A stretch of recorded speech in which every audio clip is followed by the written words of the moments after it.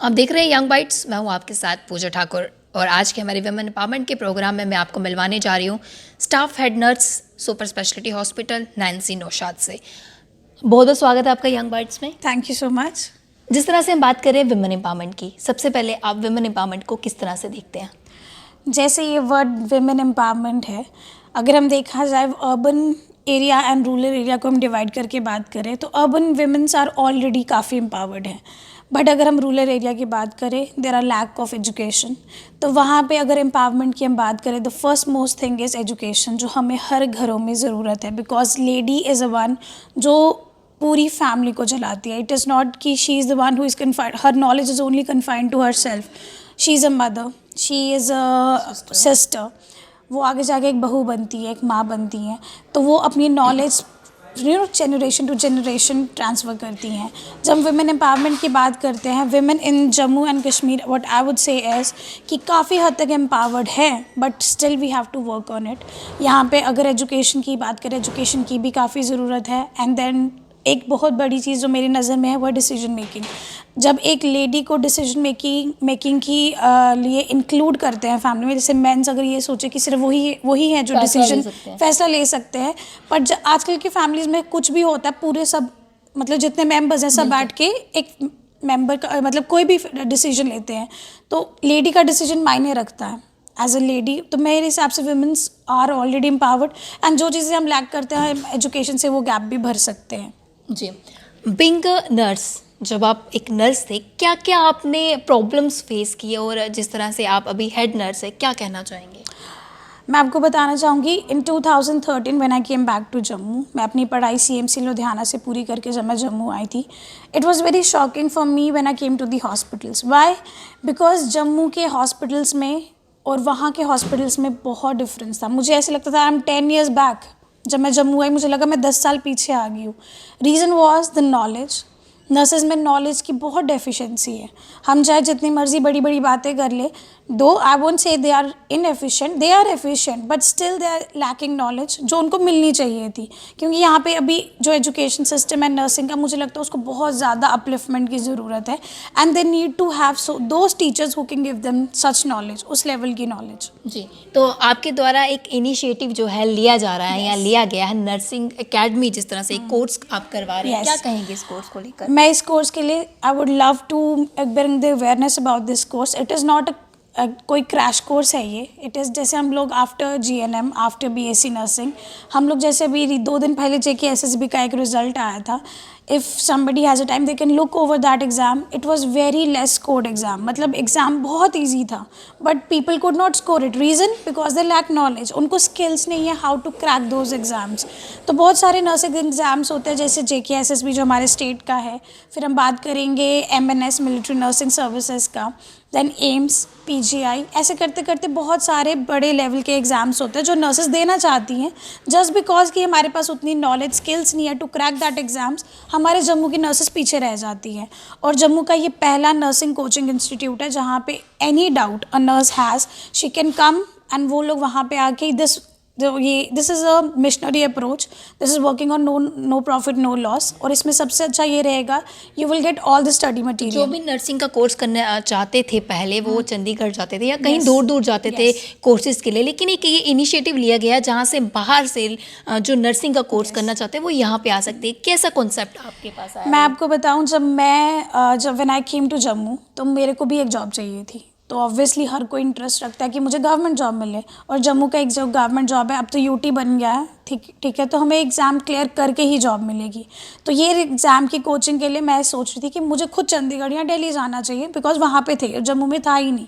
तो मेरे को वो थॉट था कि why should not we bring it to Jammu. अब जम्मू में यहाँ पे इवन फ्यू डेज़ बैक हमें दिल्ली से कॉल्स आ रही हैं, चंडीगढ़ से कॉल्स आ रही हैं, because the amount that we are asking is very less. वो सिर्फ बच्चों को नोट्स में ही मिल जाएगा। तो बच्चे वहाँ से अब यहाँ पे जम्मू आने की कोशिश करें कि यहाँ पे आके वो लोग ये क्रैश कोर्स करें, because it is very cheap and rather बहुत नॉलेजफुल होगा। बच्चों की knowledge from the I would say from scratch it will go to heights. तो बच्चों के लिए बहुत अच्छा होने वाला है। If they have done GNM, I would rather invite them to come. जो BSc कर चुके हैं वो भी आए, अपनी नॉलेज को अपग्रेड करें ताकि वो नर्सिंग कॉम्पिटेटिव एग्जाम्स तो ये कहाँ पे कोर्स कर सकते हैं? ये लोकेशन इज़ रिहाड़ी चुंगी में there is a PNB bank, उसी की बिल्डिंग के on the second floor we have this Insight Nursing Academy. The academy's name is Insight Nursing Academy. बच्चे आ सकते हैं वहाँ पे, एडमिशन करवा ले अपनी. एडमिशन क्या है, it is just a form they have to fill so that they can come every month and we can keep a record and we can report their parents as well whatever they are going. जब हम कहीं बाहर जाते हैं वहाँ की nurses में और अगर हम यहाँ की बात की जाए, क्या लगता है कितना डिफरेंस है? नॉलेज की बात की जाए, उनके काम के बारे में बात की जाए. आप जैसे मुझे देख लो, मैं ही बाहर से पढ़ के आई हूँ. मैंने वहाँ पे, अगर हम CMC लुधियाना की बात करें, CMC लुधियाना में हम लोग वेरी फर्स्ट मंथ से हम लोग एवरी डे क्लिनिकल ड्यूटीज़ करते थे. तो हमारा जो नॉलेज लेवल है ना, बिकॉज हमने book knowledge and clinical knowledge compare करके पढ़ते थे, तो वो चीज़ जम्मू में नहीं है. अगर मैं यहाँ बात करूँ, जब मैं यहाँ पे आई, मैं टर्म्स बोलती थी और यहाँ पे लोग मुझे स्ट्रेंज लुक देते थे कि that what are you talking, कि मतलब वो एलियन चीज़ें लगती थी इनको, because they don't have that knowledge.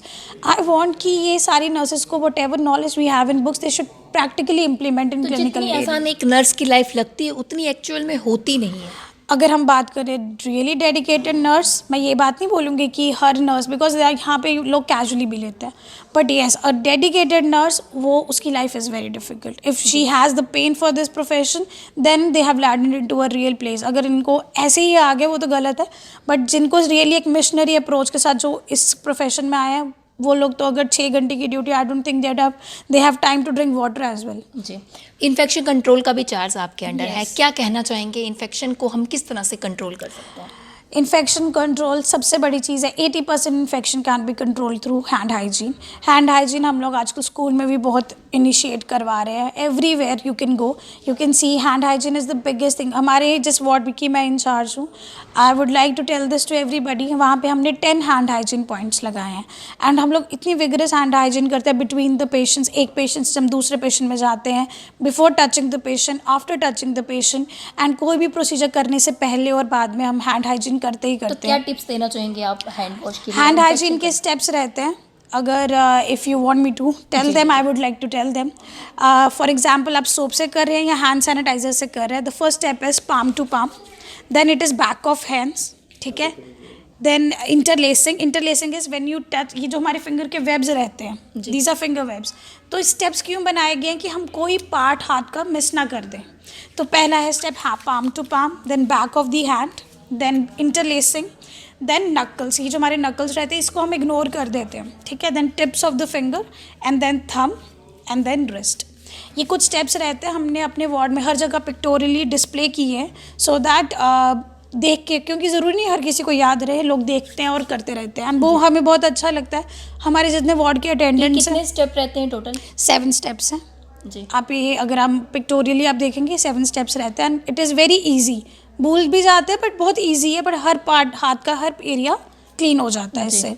तो हाइजीन रहना बहुत ज़्यादा ज़रूरी है, उससे ही काफ़ी ज़्यादा बीमारियां बिफोर टचिंग, हम किसी पेशेंट को हाथ लगाने से पहले करते हैं तो हम उसको इन्फेक्शन नहीं देते हैं. जब उसको टच कर लेते हैं हम फिर हैंड हाइजीन करते, तो हम अपने पास नहीं लेके आते.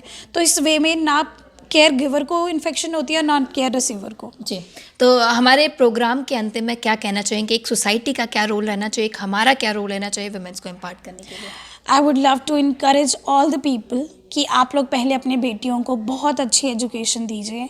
उसके बाद उस बच्ची का क्या एप्टीट्यूड है, क्या इंटरेस्ट रहता है लाइफ में, उसकी ही पर्टिकुलर पढ़ाई कराइए so that she can be self independent and she can earn for her self, so that she is holistically she is groomed like that कि वो हर कोई चीज़ फेस कर सकती है. जी. थैंक यू सो मच हमारे साथ जुड़ने के लिए. तो ये थे हमारे साथ नैन्सी नौशाद. काफ़ी अच्छे मैसेज इन्होंने सभी व्यूअर्स के लिए दिया और इन्फेक्शन को किस तरह से कंट्रोल किया जाए ये भी इन्होंने काफ़ी अच्छे से बताया. और नर्सिस के कोर्सेज के लिए काफ़ी एक अच्छा इनिशिएटिव जो है इनके द्वारा लिया जा रहा है. और जो भी इस कोर्स को करना चाहते हैं वो ज़रूर कीजिए. एड्रेस ये बता चुके हैं. अगले हफ्ते फिर नई शख्सियत से आपको रूबरू करवाऊंगी. तब तक के लिए आप देखते रहे यंग बाइट्स. वीडियो जर्नलिस्ट अभिषेक बड़ू के साथ मैं पूजा ठाकुर, यंग बाइट्स जम्मू.